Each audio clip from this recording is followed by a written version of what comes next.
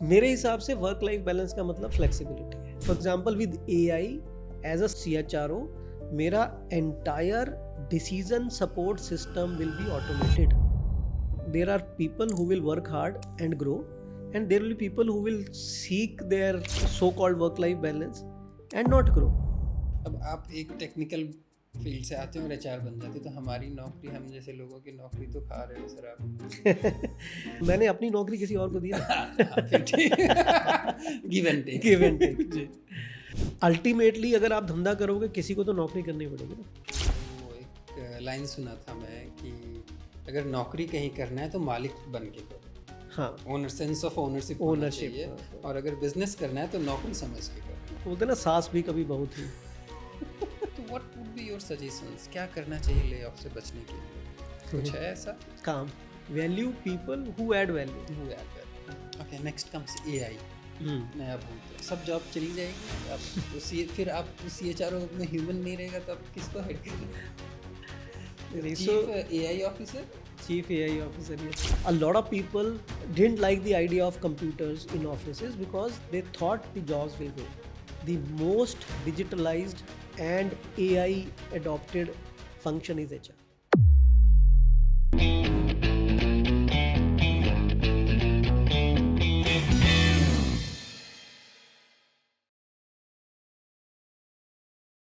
नमस्कार दोस्तों, मेरा नाम नवनीत है और स्वागत है आपका डी कोड विद नवनीत के चैप्टर 9 में। और आज मेरे साथ बात करने के लिए हैं mister Rajesh Jain, CHRO, that is chief human resource officer of Welspun living. नमस्कार सर, कैसे हैं आप? नमस्कार, मैं बढ़िया हूँ, आप कैसे हैं? मैं ठीक हूँ सर। स्वागत है आपका हमारे पॉडकास्ट में और थैंक यू वेरी मच, आपने एक्सेप्ट किया हमारा इनविटेशन यहाँ आने के लिए। Thank you very much. और आप HR इंडस्ट्री से हैं, मैं भी एक HR कंपनी चलाता हूँ। स्पेशल थैंक्स टू यू कि आप आए और आज हम बात करेंगे आपके बारे में, HR के बारे में, युवाओं के बारे में जिनको जॉब चाहिए, जो जॉब कर रहे हैं, जिनको डर लग रहा है। तो स्वागत है सर आपका। Thank you, pleasure is all mine. तो सबसे पहले हम स्टार्ट करेंगे सर आपके जर्नी के बारे में। जैसे कि हमारा नाम ही है डी कोड विद नवनीत, तो हम पहले आपके जर्नी को डी कोड करेंगे। तो शुरुआत कहाँ से हुई, आपकी स्कूलिंग कहाँ से हुई, उसके बाद कॉलेज कहाँ से हुआ? इस लेवल पे मैंने आपका प्रोफाइल देखा है, बहुत सारी कंपनीज में आप रह चुके हैं और बहुत वेरीड सेक्टर है, कंस्ट्रक्शन है, फाइनेंस है, टेक्सटाइल है। तो अपनी जर्नी के बारे में पहले मुझे हमें बताएं आप। मेरे पिताजी की हिमाचल गवर्नमेंट की नौकरी थी जी। So I was born and brought up in Himachal. So most of the times I have spent in मंडी।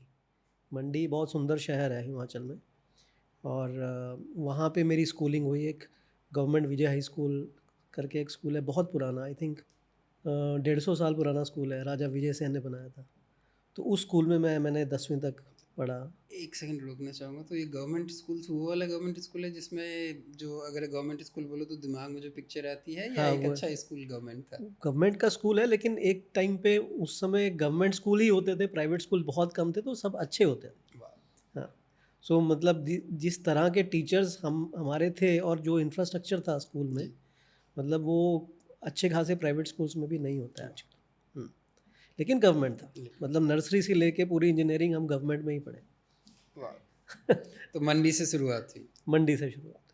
उसके बाद मैं 11th में के बाद, क्योंकि हिमाचल में कोई इंजीनियरिंग कॉलेज नहीं था, तो हम लोग नॉमिनेट होते थे दूसरे इंजीनियरिंग कॉलेज में। तो मध्य प्रदेश में एक उज्जैन करके विक्रम यूनिवर्सिटी का एक गवर्नमेंट इंजीनियरिंग कॉलेज था, वहाँ पे मैं इलेक्ट्रॉनिक्स इंजीनियरिंग करने चला गया। 5 साल की इंजीनियरिंग थी क्योंकि 11वीं के बाद गया था। So I did my engineering from them electronics. I was selected in Indian Air Force as a pilot officer, electronic engineer, but somehow वो उन दिनों में मंडल कमीशन के चक्कर में I couldn't join। फिर मैंने कंपनी ज्वाइन की Xerox India। So I worked with them for 12 years। I started as a service engineer and when I left them, I was posted at Chandigarh as a regional head। तो वो पहली नौकरी थी। उसके बाद में फिर तो कितने दिनों में आप फ्रेशर से रीजनल हेड बन गए थे?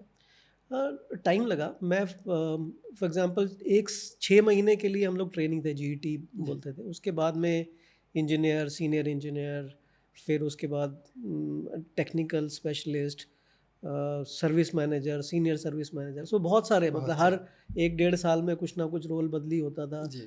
थोड़ा कभी ट्रांसफ़र हुई है here and there, and then I when I left that company I was heading the region, I was heading P&L, so मतलब एक आफ्टर मार्केट का कंज्यूमेबल सेल्स, आफ्टर सर्विसेज, वो सारी मेरे पास थी, तो जी। करीब आई थिंक 70-80 करोड़ का रेवेन्यू हम लोग मैनेज करते थे। और ये एक किस साल की बात होगी? 2002। 2002 में 70-80 करोड़ का रेवेन्यू आप मैनेज हाँ, करते थे। जी।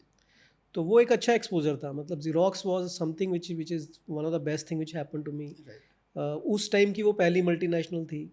उस ज़माने में 1990 में मैंने जॉइन किया था, तो उस समय में 5 डे वीक होता था, मतलब जी। That was a rare thing in India दो।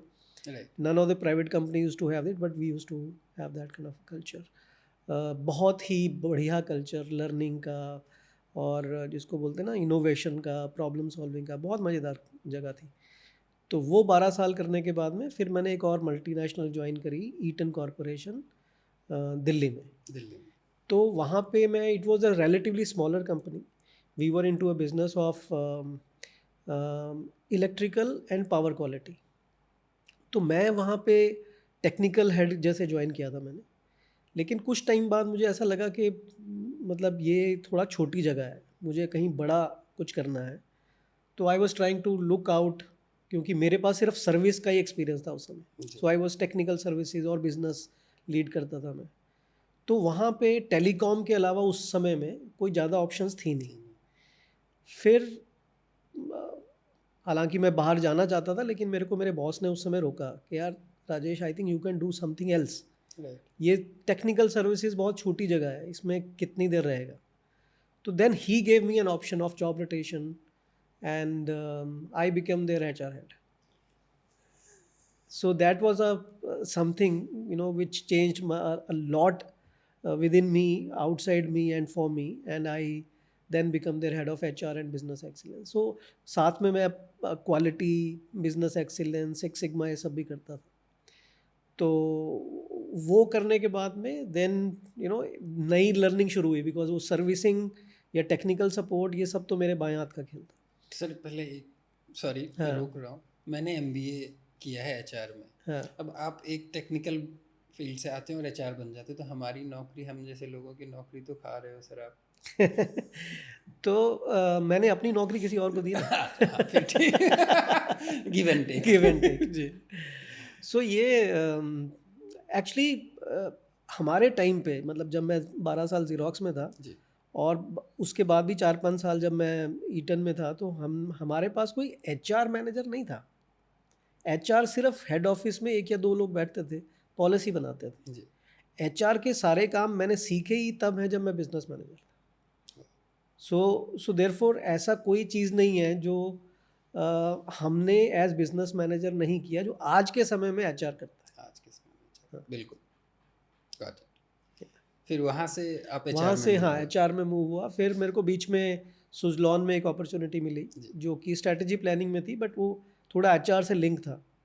तो एक्चुअली थोड़ा मैं एडवेंचरस हूँ। In terms of career. हाँ, in terms of career, in otherwise also. Otherwise also. तो वो ये वाला भी HR का जॉब भी जब मैंने लिया था, तो एक रात पहले मैंने कम से कम I must have spoken to 10 seniors of mine, जो मेरे who were my mentors, including my brother. Every one of them told me it will be suicide from career point of view. Don't change your take this career option। after 15-16 years of working. But next day morning I accepted the offer. So likewise, I got this opportunity in Suzlon. It was a very different kind of a job. The title of the job was change champion. Change champion। Yes. Wow। And normally people won't sign up for this kind of a role. Right। But I was very fascinated about renewal that time. So I never thought about कि मेरे को काम क्या करना है. So I rather went to Suzlon to join this role because I liked the industry, Renewable energy। renewable. So I did that. वहीं पे सुजलॉन में बहुत ज़्यादा अच्छी अच्छी अपॉर्चुनिटी मिली। मैं 1 साल हार्डकोर फिनांस में काम किया, मतलब I was reporting to the CFO। Obviously बाद में मैं लास्ट के 2 साल I was in core HR, I was their global comp and benefit head. Thereafter, I got this opportunity to become a full-fledged HR head in a finance NBFC called Shrey Finance. So that was in Calcutta, and then there I stayed for 8 years. Very very fruitful journey in terms of learnings, how to deal with people. बहुत सारा most of the times while in Xerox we were in a protected environment. Right. I was born there in terms of my career, and then there were people to take care. Eaton was also sort of, there were a lot of common friends there working. But when I went to Shrey, it was a place where I learned how to deal with strangers, how to deal with politics, how to deal with adverse situations in life. एक well setup हाँ organisation का जो हाँ culture होता है वो हाँ, वहाँ नहीं था। उनका अपने हिसाब से था, जी, लेकिन जिस आई वॉज अ बैकग्राउंड से आप थे करेक्ट वैसे वो करेक्ट मैच नहीं कर रहा करेक्ट। था। वो मेरे को at times I use to get that feeling कि मैं आउटसाइडर हूँ, और वो आउटसाइडर को अपने पाँव वहाँ जमाने हैं, कुछ करके दिखाना है. सो आई always believe that we are not paid for the time we spent in office. Right. It is all about the value we create for the organization. So I had to prove that. So that was the time when immense learning happened. So 8 years fantastic, and after that I joined Wellspun.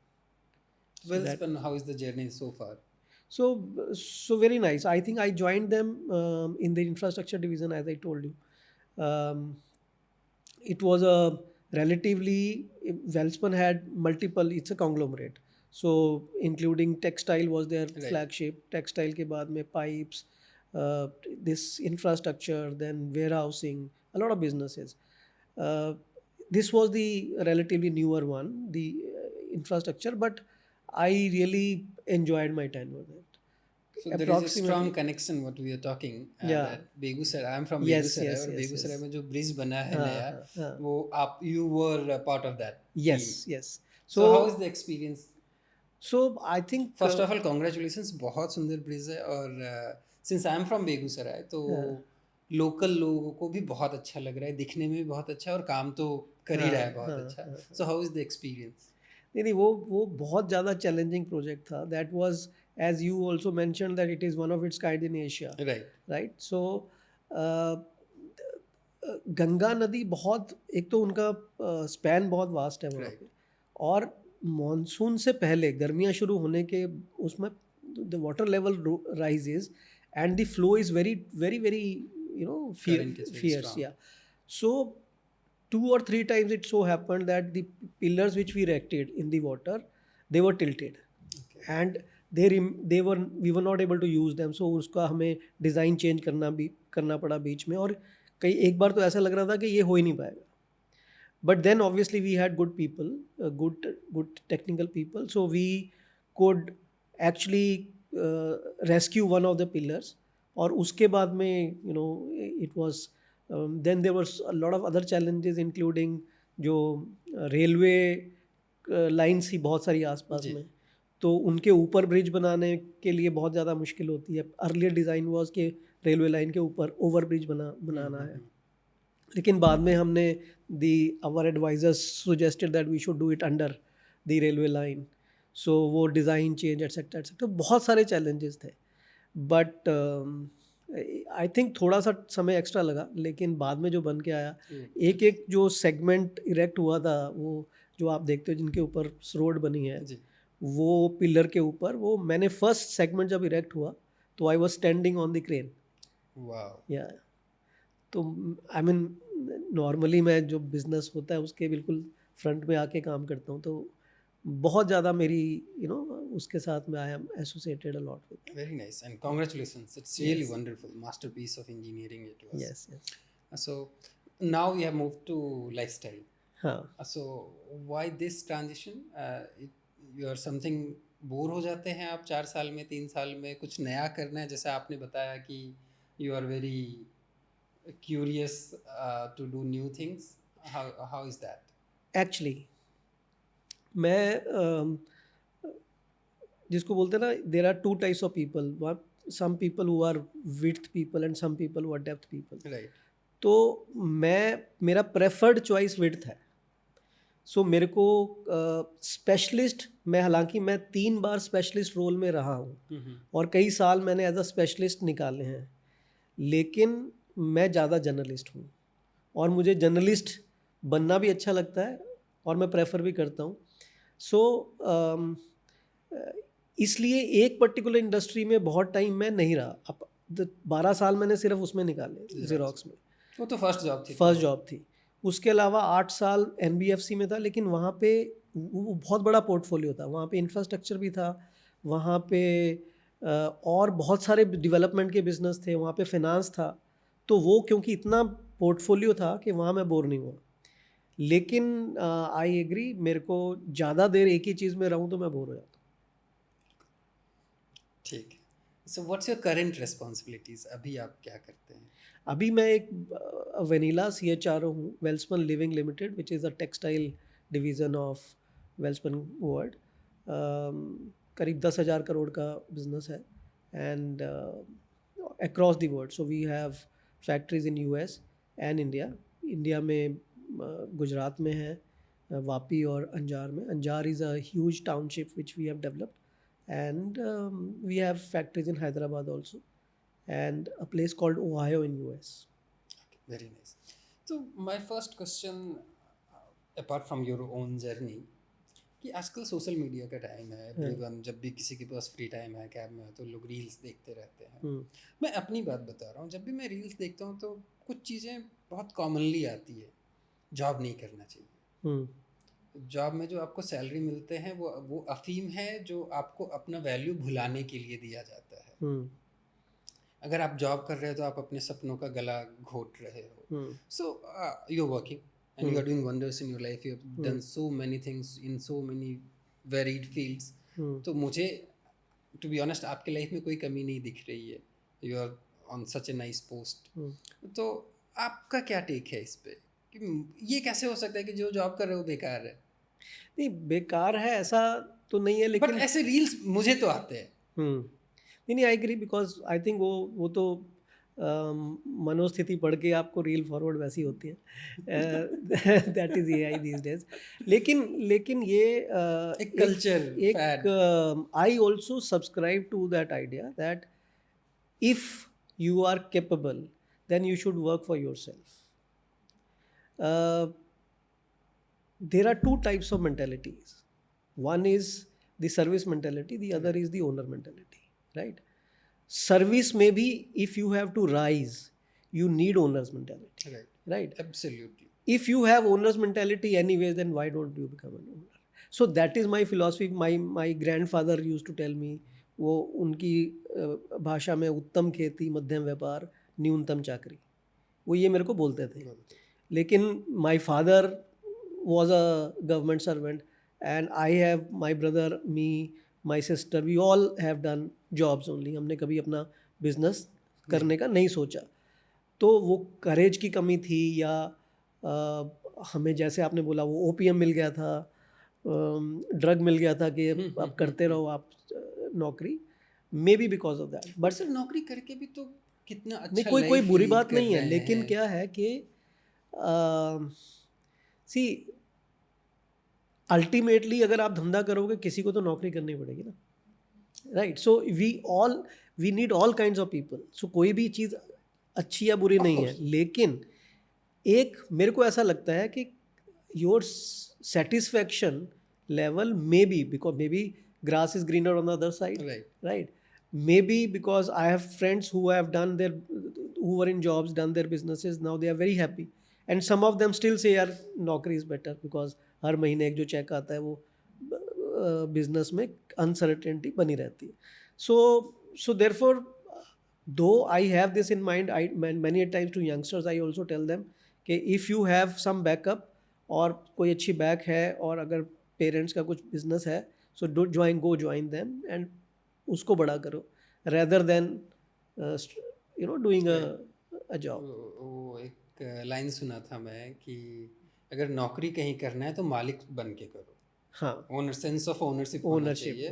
और अगर business करना है तो नौकरी समझ के करो. Exactly exactly ठीक है। अच्छा सर, एक बात बताओ, you are from HR, I am also from HR, but level अलग है। तो जब भी आज की डेट में कॉलेज से बच्चे पास आउट हो रहे हैं तो उनको जॉब चाहिए होती है, उनके बायोडेटा पे सबसे एक बड़ी चीज़ लिखनी पड़ती है हॉबी। सर हॉबी नहीं होती है सबकी। तो लिखनी पड़ती है ऐसा किसने कहा? वो कस्टम है ना, रिवाज। सी क्या है कि रिवाज का कोई कारण होता है। मुझसे बहुत सारे लोग जब भी बात करते हैं तो सीवी में हॉबी क्या लिखें, स्ट्रेंथ क्या लिखें, वीकनेस क्या लिखें? सी क्या है कि सब लोग सीवी अलग तरह से पढ़ते हैं। जब मैं सीवी पढ़ता हूँ तो मैं पहले ये सब चीज़ें इग्नोर करता हूँ। मैं सिर्फ ये देखता हूँ कि वो उसका क्या क्या एक्सपीरियंस है, राइट, कौन सी कंपनी में उसने काम किया और क्या काम किया है, इससे ज़्यादा मैं नहीं देखता, राइट। लेकिन जब आप किसी से मिलते हो, बात करते हो, तो आप उसको समझने के लिए, because the only purpose of interviewing it is to understand the person. Right, Although it is a big ask that in 20 minutes, 30 minutes or half an hour or 1 hour you will understand a person, it is a myth. I mean, I have never been able to understand a person, but we try, right? So when you want to do that, apart from the work life, you need some topics to talk about. Say for example, if somebody has written that the person likes singing, right? If the other person, the interviewer happens to also likes singing, they may get into a conversation, and that is the conversation which will make or break. Right, If you see depth, displayed by the discussion of the candidate, it is going to be a boon. Right, But if you are not honest and if you write something and the interviewer happens to know about it, then you are gone, because he'll say, you getting it? So therefore, what we'll try to understand is whether this person is honest or not, right. right? काम तो सिखा देंगे। काम तो सिखा देंगे। बहुत बार I have made an offer to candidates just because I think the person is honest. Even technically the person may not be as sound, but when I look in the eyes, and it is again a estimation कि ये ऐसा होगा, तो उस base पे भी लोग वो लाइक और डिसलाइक करते हैं. So therefore in my view, if you want to, it is first of all, it is not compulsory. ये कस्टम है, ये सोचना ही गलत है. But if you really are pursuing something, then you must write about it.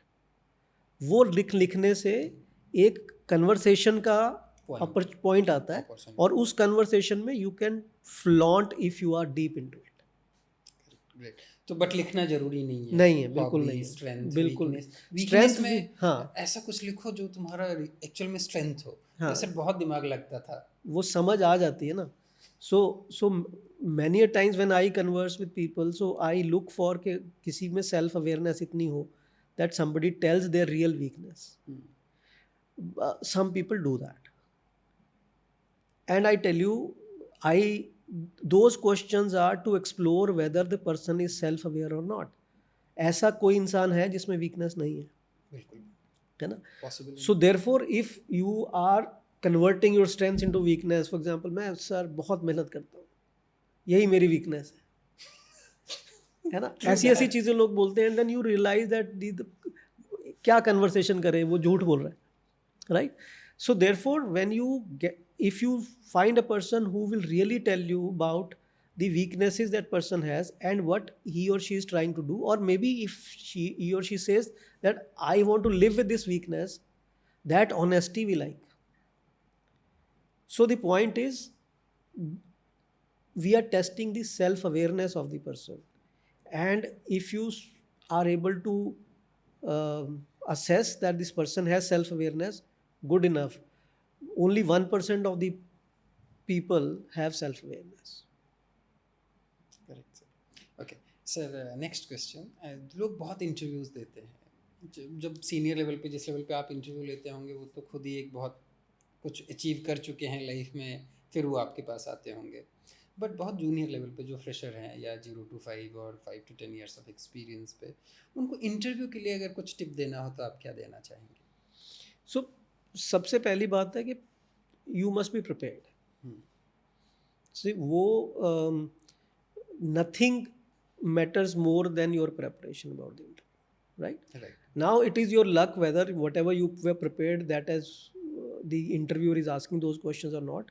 But preparation, without preparation, you will not get confident. Right. So if you are sitting across the table and you are not confident, there are chances that it will not go well. Right. That is first. And second is be honest. Everyone likes somebody who's honest. And third, it's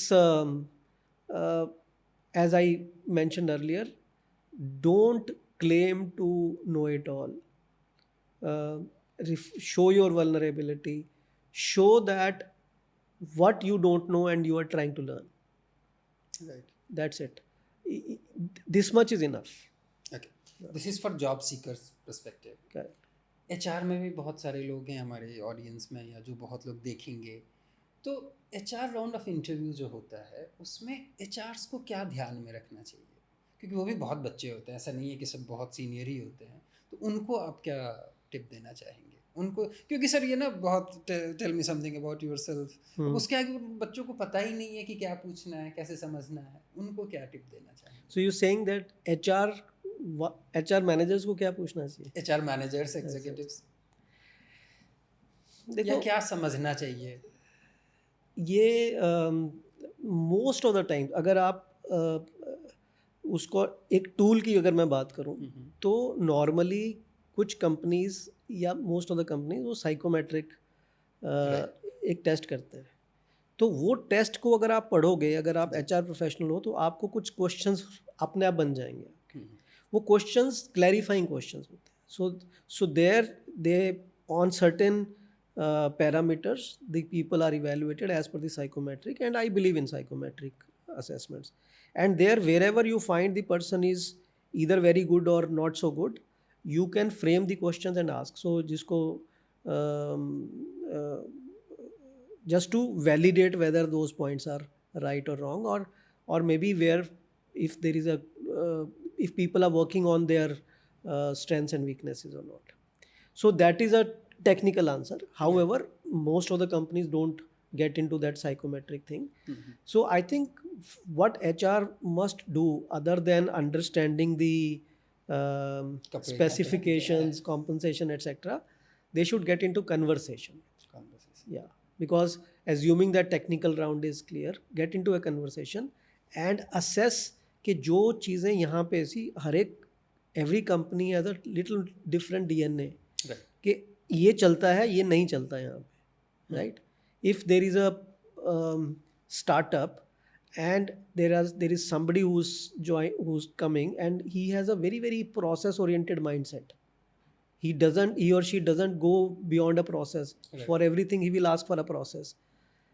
तो वो आपको समझना पड़ेगा कि ये इसकी change adaptability है या नहीं है. अगर नहीं है then don't hire, right? So obviously situational है, बट पहला तो ये अगर साइकोमेट्रिक है तो उसकी हेल्प ले लो. अगर वो नहीं है तो get into a conversation and try to see whether there is a cultural alignment और not. It's a very big subject है. कल्चरल अलाइनमेंट समझना किसी के बस की बात नहीं है. अब सबसे पहले तो ये भी नहीं पता होता हमें कि हमारा कल्चर क्या है. Right. बहुत एब्स्ट्रैक्ट चीज़ है, लेकिन फिर भी कन्वर्सेशन में एब्स्ट्रैक्ट चीज़ें भी ह्यूमन बीइंग समझते हैं, चाहे वो छोटा है चाहे बड़ा है. तो ट्राई करो उसको उसके पास जाने की. That's it. So there is a buzz going on these days, not these days, बहुत दिनों से चलता आ रहा है, और मैं being a recruiter since last 10 years और now 15 years, मैं भी ये चीज़ देखता हूँ, and I somehow I agree with this also, कि हमारा जो एजुकेशन सिस्टम है, हमारे कंट्री का जो एजुकेशन सिस्टम है, वो apart from Tier 1 Tier 2 colleges, वो अच्छे प्रोडक्ट्स तैयार करके हमें नहीं दे रहे हैं. There are surveys that 70% of our engineers are not employable or something like that. जो अच्छे कॉलेजेस से आ रहे हैं इंजीनियर्स फॉर एग्जांपल, वो कहीं ना कहीं सेट हो जा रहे हैं. वो मैकेनिकल इंजीनियरिंग करके आ रहे हैं, लेकिन वो काम डेटा का कर रहे हैं या कुछ भी, चलो वो फिर भी ठीक है. बट जो नीचे के कॉलेजेस के बच्चे हैं वो अच्छे से एम्प्लॉयबल नहीं है. उसके बारे में आपका क्या सोच है? आपकी इतनी बड़ी कंपनी है या इतनी बड़ी बड़ी कंपनी से आप जुड़े हुए हैं, So how do you see in your company or in your life? No, I think as so I would say there is a problem, There is a problem. right? So I have been into campuses, big campuses and small campuses and all kinds of campuses, and I meet people. Even when I graduated as an engineer, Mhm. I had an art of doing well in the exams, but whether my technical understanding was good, I have my doubts, right? So this is, ये तो xerox वाले से भी पूछना पड़ेगा. yeah. So it is all about. So therefore, what organizations do these days is they have their own development systems in place. So technical, they don't just hire you and leave it कि आप आगे हो तो आप ये car design कर दो, ऐसा नहीं होता. नहीं. So there is a process wherein people are groomed. So therefore, it is not as much a problem. The problem is when people, if I am doing my engineering and then I am very very choosy that I don't want to do this, I want to do that, I want to sit in a AC environment 9 to 5, so then coding ही बचता है, Correct. right? Or so therefore many a times we hire people for production in from the textile colleges. They come and join us at that point in time. They don't say no, they join us, but thereafter they say, I don't want to stand on the shop floor, right? So the point is, first of all, demand supply में gap है, Correct. Right? Quality में certainly gap है, but there we have, for example, most of the organization, they know where to place people. So therefore, anyone who has learning agility will get absorbed, provided they are not very choosy that उनको ये नहीं करना है वो नहीं करना है. Problem वहाँ पे आती है. और in terms of numbers, we produce those numbers from educational institutes, like these many engineers we have produced, but जिसको बोलते हैं ना कि they are misfit at times because Right. they are not really ready to do that kind of a work. Right. जितना परेशान हम और आप हैं लोगों के लिए, उतने ही परेशान जॉब सीकर्स भी है जॉब के लिए. There is a misfit, match the following में मैच नहीं हो रहे. So why can't companies, bigger companies और एनी कॉर्पोरेट हाउसेस और जो हमारे एजुकेशनल इंस्टीट्यूट्स होते हैं, वो टाई अप करके हम क्यों नहीं एजुकेशन सिस्टम बनाना चाहिए? है, नहीं है वो तो हाँ, पता है, ऐसा है. लेकिन फॉर बहुत एग्जाम्पल ज़्यादा स्केल पे. बहुत ज़्यादा स्केल पे नहीं है, लेकिन I have seen colleges, specially in Bhubaneswar, I have seen there the banks have a tie up with those colleges and then they actually groom the bankers there, right. right? And even in so जो this internship, जो process of internship, it's actually pointing at that only, right. right? So many colleges and universities, especially those private universities these days, they offer the candidates for 1 full year for internship. So they say final year you take the candidate, do the Right. internship, end of the day, end of the internship you decide whether you want to take them or not. So although curriculum designing में बहुत ज़्यादा collaboration अभी नहीं है, नहीं. right? However, the problem is, for example, any construction company, they want to hire civil engineers. Right. So they don't need civil engineers for designing. They need civil engineers for supervision. Right. Okay. Now supervision is a very small part of entire engineering course. If suppose I tell the college that I want civil engineers who are designed to be Supervisors. hired by me only and I need this only, वो बाकी time क्या करेगा? And that person will not be suitable for other places जहाँ पे उसको designing का काम करना. So education will always remain general. Multiple aspects they have to study and then get into one thing, and maybe in the second tenure get into something else. And if you don't know design, then you will not be a good supervisor, Of course. right?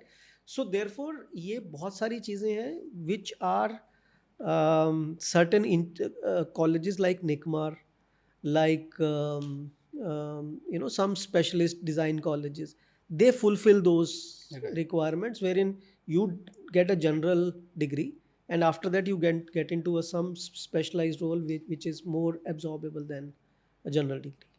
So what do you think about work culture? बहुत बातें होती है आजकल Hmm. इसके बारे में कि work culture कैसा होना चाहिए कंपनी में, फ्लोर पे वर्क कल्चर कैसा होना चाहिए।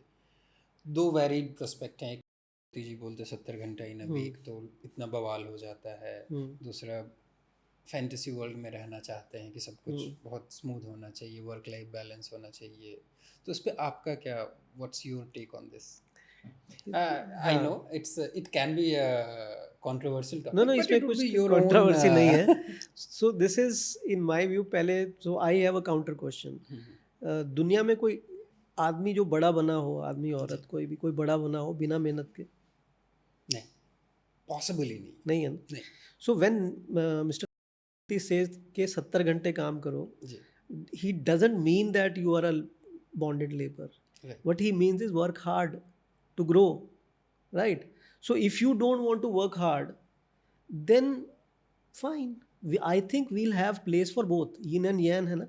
So therefore there are people who will work hard and grow, and there will be people who will seek their so-called work-life balance and not grow, right right? If you have 5 people in your team, out of those 5 people, 2 people are ready to work harder than others, who will grow? Of course, Whom do you give the larger responsibilities? जो ज़्यादा करेगा उसी को और दूंगा। So therefore but at the same time, if I want to work less, it is my choice, and I should, the organization should honor that. तो उनको वैसी नौकरियों में डाल दो कि भाई आप ऐसी नौकरी में रहो. फिर don't have cake and eat it too. That if I want to be very very balanced in my work and life, then I will have maybe my colleague who has chosen to work harder will grow. So I think it is a both are right, Both but I need to have clear expectation that if I don't work hard, then I may not get some of those things. So I should be happy about it, not crib then. I cannot say that मैं काम भी नहीं करूँगा और growth भी चाहिए और दोनों के लिए मैं बराबर crib भी चाहिए। करूँ. हाँ. सो वर्क लाइफ बैलेंस का डेफिनेशन मेरे अकॉर्डिंग अलग हो सकता है, आपके अकॉर्डिंग अलग हो सकता है। So what's your understanding of work life balance? मेरे हिसाब से वर्क लाइफ बैलेंस का मतलब फ्लेक्सिबिलिटी है. अगर फ्लेक्सिबिलिटी दोनों तरफ से, बिकॉज वर्क लाइफ बैलेंस में वर्क भी है, लाइफ भी है. So they are both right. So if I have work, then, and if it is pressing work, then I should work 24 hours also. But if I have some personal exigency, then work should be able to spare me for that, right, right? तो दोनों चीज़ों को आज मैं मैं बीमार हूँ या मेरे घर में कोई बीमार है तो मुझे काम से मतलब नहीं है, मेरा काम ऑफिस जाने का। हाँ. और So आज मैं मुझे काम है तो मैं काम करूँ। Correct correct. सो ऐसा, और सी क्या है, see ultimately business continuity is paramount, right, right? It is not the individuals don't make businesses, the organization they are Correct. operating. So therefore organizations, first of all, organization should have ample mechanism in place so that while obviously there will be dependence, इतनी redundancy तो नहीं होती है, but at the same time some of such exigencies can be taken care of, right? So in my view that is the concept of work life balance. But absolute term में that I should be given 4 day work week, only 20 tea breaks, and no accountability, only privileges, that doesn't happen. आजकल एक और term बहुत famous है market में, toxic work culture. So what is toxic work culture in your opinion? Toxic work culture is created by a team. Team matlab we need to team up to create a toxic work culture, which has a manager and the team member both, right? So anyone who acts nasty can is triggers the other person to actually you know tit for tat behavior में convert हो जाता है, और जहाँ पे ये game शुरू हो जाती है वो nasty culture बन जाता है. So I have seen in the same companies, one manager, the team, there is a very very toxic culture because everything is questioned, there are no discussions, only suspicions, etc etc. So जहाँ पे trust and transparency missing होती है, वहाँ पे culture toxic हो जाता है. So there are many aspects. So one But major, important, this major is the trust this, and transparency का है. अगर if I am not being trustworthy or not being जिसको बोलते हैं ना truthful to my team, I can create a toxic culture. Likewise the team member. So in your current role or in your previous role, are you working with the Gen Zs? All these. नहीं, direct report ही तो नहीं होंगे ना. नहीं, direct indirect से मेरे को फर्क नहीं पड़ता because I don't stay confined to my own report only. So I am not very तो कितना डिफिकल्ट है या इजी है Gen Z को हैंडल करना? सो मैं mostly I down play this generation concept. इसको बोलते हैं ना सास भी कभी बहू थी, है ना. So ever since I have started working और ever since this organizations have been there. So we've been working with 4 generations all the times. So what is great deal about this particular situation? When I was 20-year-old, there were senior people who were 50-year-old, 50, 60-year-old working we were working together. अभी भी वही है. कुछ चीज़ें थोड़ी अलग हैं. उस समय भी they used to say that ये इस जनरेशन से काम नहीं होगा, right? My sister उस टाइम पे भी वही था. यही था. मेरी my sister was 5 year elder to me. She is 5 year elder to me. I think I was in class 2nd and she was in class 7th. So she and my brother they were discussing that इससे 3rd class नहीं कर पाएगा ये. Because they no higher generation has faith in the lower generation. Same is the case now. तो 40 साल पहले भी कुछ चीजें अलग नहीं थी. कुछ भी अलग नहीं था. टर्मिनोलॉजी सिर्फ अलग था. Gen Z आ गया. Correct. So therefore, frankly speaking, we have a lot of things to learn from them because they are very confident. We never used to be that kind of a confident. But relatively from, matlab, if I have to see my grandfather in his age, when he was 20 and when I was 20, I was more confident person than what he was. Likewise, my son is more confident in the same age group compared to me. So this is The generation. This is the generation. Yeah. Okay. So no hue and cry जो होता है. No, मेरे को ऐसा नहीं लगता, but maybe किसी का experience ऐसा होगा.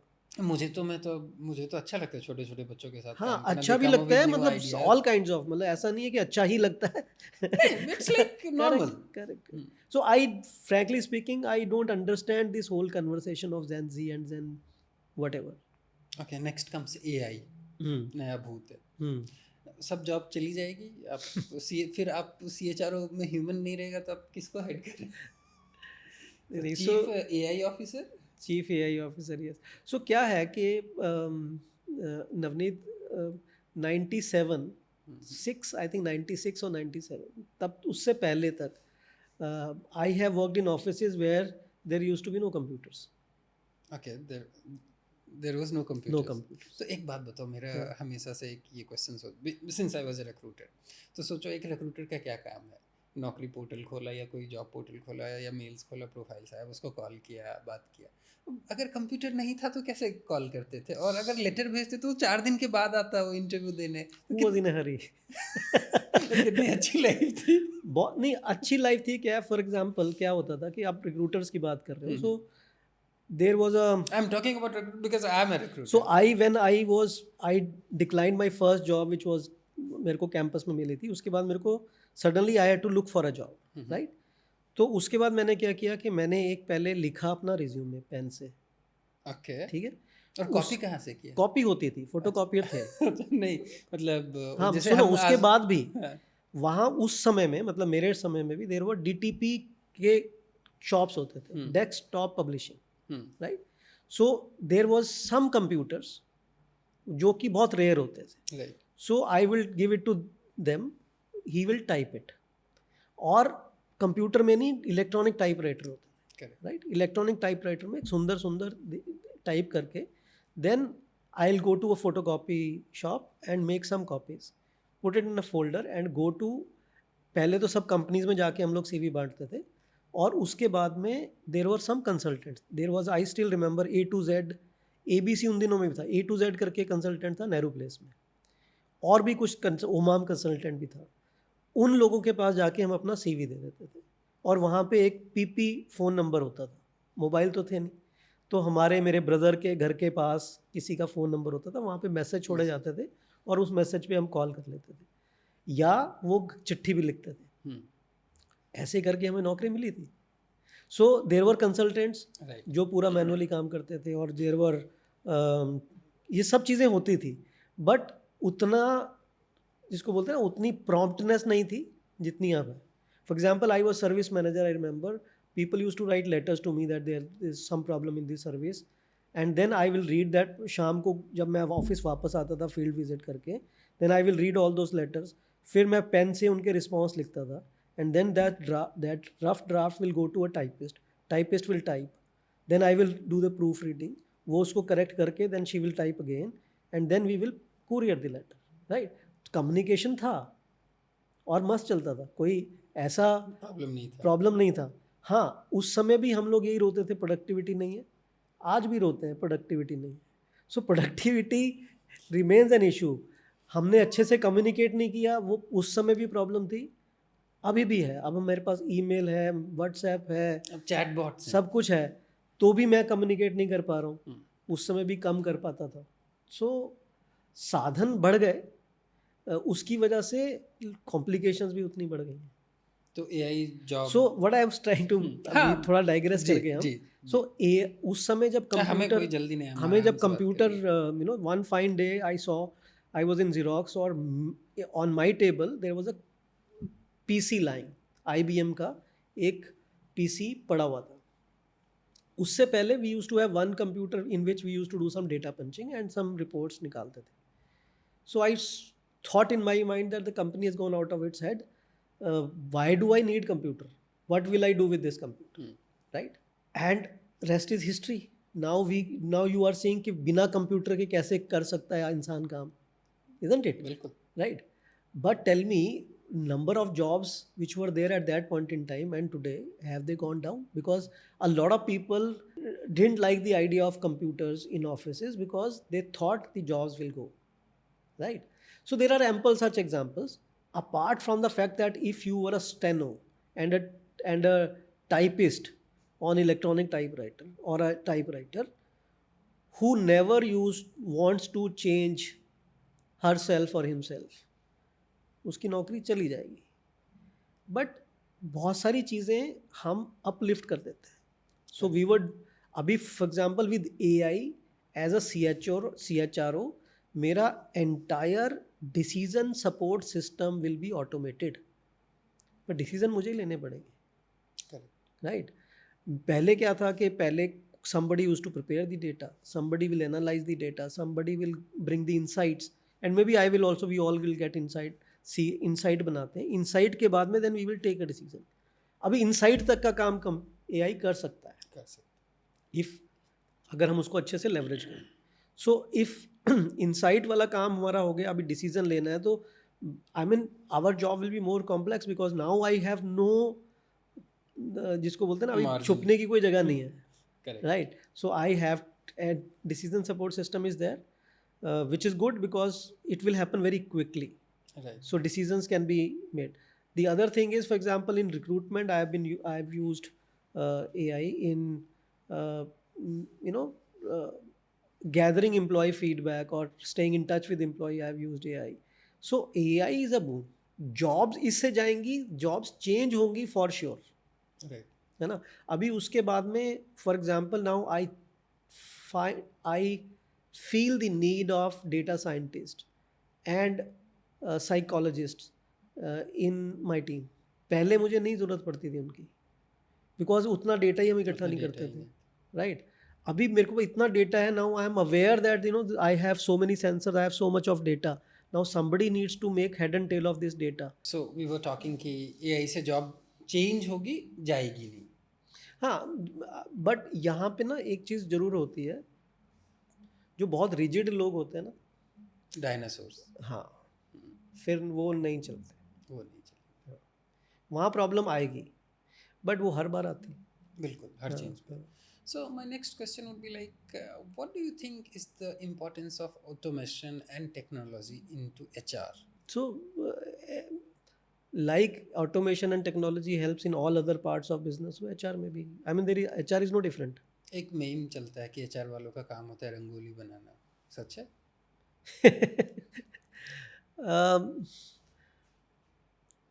बहुत in सारे fact, स्टैंड अप कॉमेडियन है जो इस पे बहुत सारे एपिसोड्स करते so हैं। ये जो बहुत सारी ये कहाँ से आया, जो मैंने भी इसमें रिसर्च करने की कोशिश की, जी। क्योंकि वो रंगोली वाला मैंने कोई ऑफिस अभी तक देखा नहीं। हालांकि रंगोली नवरात्रे के टाइम पे वो लोग कंपटीशन करते हैं, बट वो HR रंगोली बनाता है नहीं करता है, ऐसा मैंने कभी बनवाता है। हाँ देखा नहीं। लेकिन ये कल्चर कहाँ से आया, कल्चर के नहीं बोलूँगा मैं, ये प्रैक्टिसेस कहाँ से आई कि जैसे बड़े बड़े कॉल सेंटर्स में जहाँ पे बहुत मोनोटोनस वर्क होता था, जी। है ना, वहाँ पे एक HR का काम ये भी होता है कि उनका थोड़ा सा एंटरटेनमेंट करके रखे, right.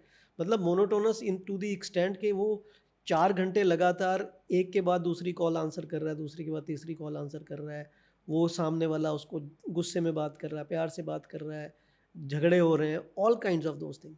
So therefore there was a particular situation जहाँ पे HR ने ये शायद बीड़ा उठाया होगा, हालांकि मैंने कभी किसी कॉल सेंटर में काम नहीं किया है, कि उनको वो थोड़े टाइम के लिए दे पुल देम आउट, और वो इस टाइप की कुछ चीज़ें just to relax their minds, ऐसा शायद वो करते होंगे। And I am sure, right. You know, वो आई थिंक वो जो था, because large part of our workforce was were engaged in call centres, so perhaps ये वहाँ से मीम्स बनने चालू हुए हैं।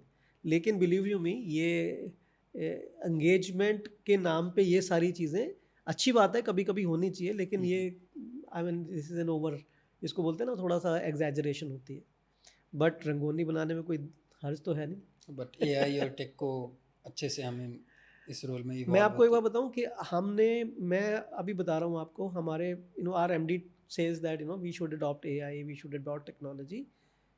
Today if I look at my function HR, the most digitalized and AI adopted function is HR. Okay. See, for example, entire HR information system is digitalized, so everything is workflowed. So all those Right. files, everything has gone, right? So which means all my operations are already digitalized, right? Now on top of it, we are gathering all our employee grievances, feedbacks through AI, right.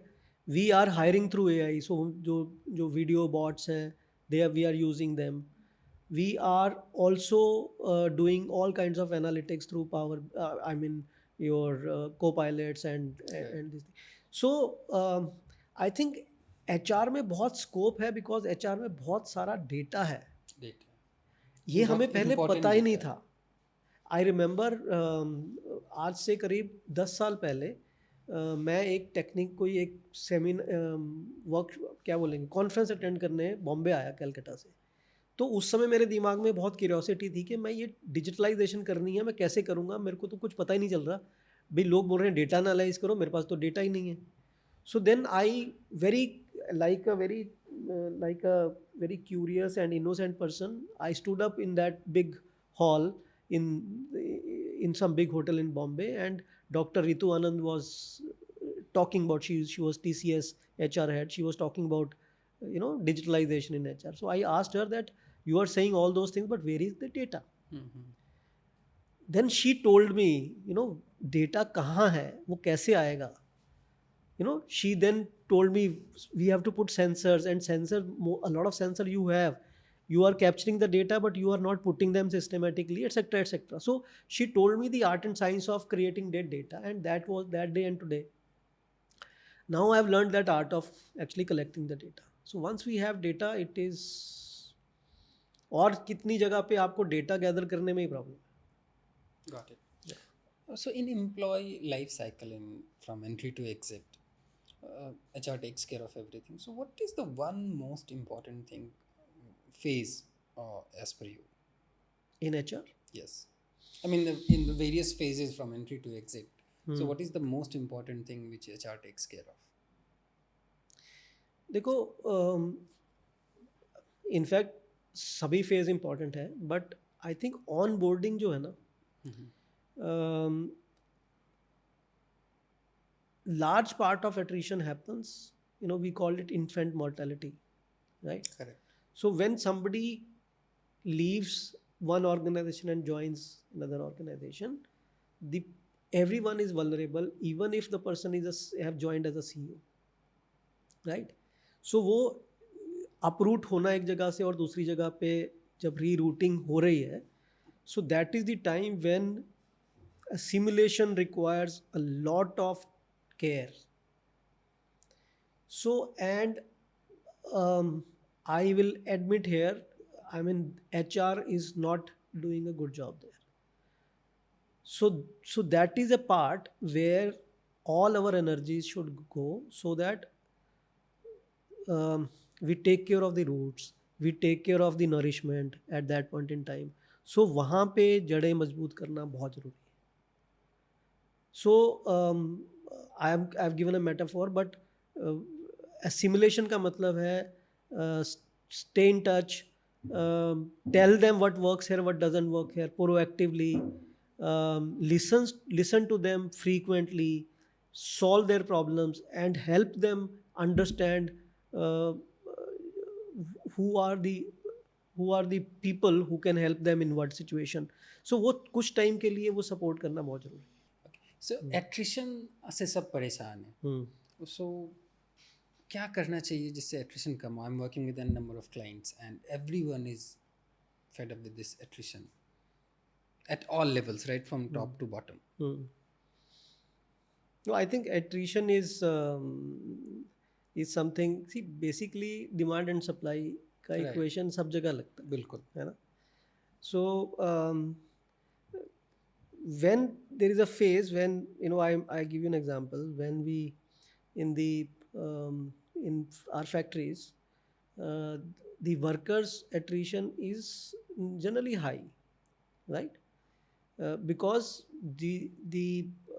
you will not be able to increase the salaries as much as Right. they would like, and then when there is a production pressure, and if you have more orders, your competitor will also have more orders, right? So they will attract people. Right. तो वो आपकी on an average अगर हम बोलते हैं कि एक महीने में मेरे 50 वर्कर छोड़ के जाते हैं, ठीक है? सो अभी हमारा एक सिचुएशन है when the business was low, tariff etcetera, and then we knew that we will not require as many people, but then we thought let's not retrench people will anyway leave. 50 तो हर महीने छोड़ते ही हैं, और उस महीने कोई नहीं छोड़ा क्योंकि बाहर भी काम नहीं था. ठीक है. So it's basically demand and supply. So we need to be aware of it, that demand and supply will cause this problem. So therefore be prepared for it. So attrition will always be there. Attrition in open market, attrition will always be there. Attrition has to be dealt with, not stopped, right? This is the first thing. So therefore what we do is we keep a buffer of certain trainees, and as every time, and we know that how many do we need to hire. So that is also AI based data analytics, that in which month, which day I should how many people are expected to leave, so how should I prepare my input buffer, etc. So that is one we generally do. The second is what attrition, demand and supply की वजह से attrition हो तो चलता है. I think वहाँ पे you cannot exorbitantly increase your cost also. So इसलिए वो पैसे बढ़ा के attrition रोकने का, that I don't understand. The other thing is many a times we irritate our people to look out, right? और वो भी हम blatant करते हैं, हम माने सब लोग करते हैं, right? So वहाँ पे as if and organizations, right, if they are able to understand that what are those irritants which we infuse, right? मतलब जैसे किसी भी वजह से लोगों को तंग करना जिसकी ज़रूरत नहीं है, राइट? एंड वो जब सिचुएशन अगर हम लोग समझ पाए, और वो if we can work on those areas, I think the attrition can be dealt with. बाकी लार्जली एट्रिशन इंडस्ट्री का एक नॉर्म है. We should prepare for it rather than being के मर गए और ये एट्रिशन ज़्यादा हो गया, वो हो गया. वो तो होगा, डिमांड एंड सप्लाई है, उसका कोई ऐसा टाइम नहीं है, मैंने देखा देर आर कंपनीज जहाँ पे बहुत ज़्यादा वर्कर फ्रेंडली कंपनीज है, बहुत ज़्यादा, राइट, वहाँ पे भी एट्रिशन है। वहाँ पे भी attrition. Okay, next comes lay off. बहुत होता है और लोगों को बहुत डर लगता है, तो what would be your suggestions, क्या करना चाहिए ले ऑफ से बचने के लिए? कुछ है ऐसा? काम।